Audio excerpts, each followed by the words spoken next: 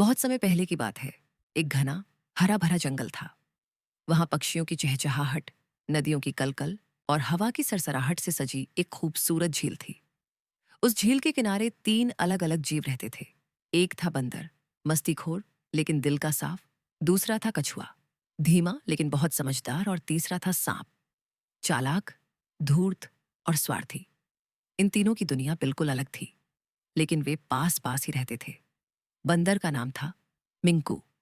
वह झील के पास वाले आम के पेड़ पर रहता था।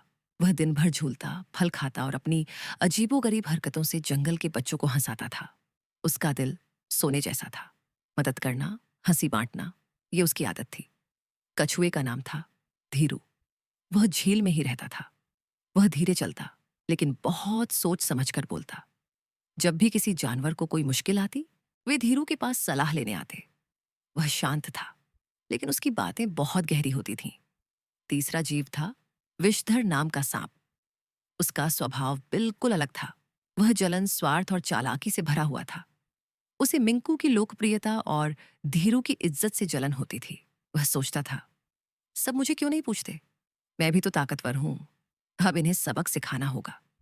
एक दिन विषधर मिंकू के पास गया और मीठी बातों में फंसाने लगा। मिंकू भाई, आप इतने अच्छे हो, पर क्या आपने कभी सोचा कि कछुआ तुम्हें पसंद नहीं करता? मिंकू चौंका। धीरू, वो तो मेरा अच्छा दोस्त है। विषधर फुसफुसाया। वो दिखाता है कि दोस्त है, लेकिन वो जंगल में सबको कहता है कि तुम बस एक मस्खरा हो। कोई समझ नहीं है तुम्हें। मिंकू का चेहरा उतर गया। उसके मन में पहली बार शक की हल्की लहर उठी। अब जब भी मिंकू धीरू से मिलता, वह उतना हंसता नहीं था। कभी कभी चुपचाप चला जाता या बात काट देता। धीरू हैरान था। ऐसा व्यवहार क्यों कर रहा है मिंकू?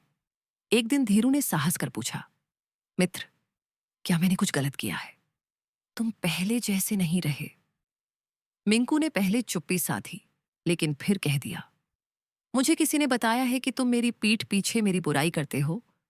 धीरू मुस्कुराया। और क्या तुमने ये बात मुझसे पूछे बिना मान भी ली? मिंकू को एकदम झटका लगा। मिंकू को लगा, शायद किसी ने हमें आपस में लड़ाने की चाल चली है। वह और धीरू मिलकर सांप के पीछे लगे। कुछ ही देर में उन्होंने सुन लिया। विषधर किसी और को भी भरमा रहा था। सच्चाई खुल चुकी थी। मिंकू और धीरू दोनों विषधर के पास पहुंचे। मिंकू गरजा, तूने हमारी दोस्ती को तोड़ने की कोशिश की। ये तेरी आखिरी चाल थी। धीरू ने शांत स्वर में कहा, बुराई चाहे जितनी चालाक हो, सच्ची दोस्ती उसे हरा देती है। विषधर फुफकारता हुआ भाग गया और उसके बाद पूरे जंगल में उसे कोई दोस्त नहीं मिला। मिंकू और धीरू ने एक दूसरे को गले लगाया। अब उनकी दोस्ती और भी मजबूत हो चुकी थी। जंगल में फिर से हंसी गूंजने लगी, क्योंकि अब सबको एक सीख मिल चुकी थी।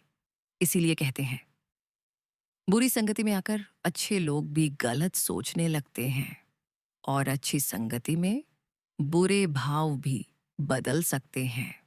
अगर आपको ये कहानी पसंद आई हो तो लाइक जरूर करें, और ऐसे ही और प्यारी कहानियों के लिए हमारे चैनल दादी माँ की अनमोल कहानियों को सब्सक्राइब करना न भूलें।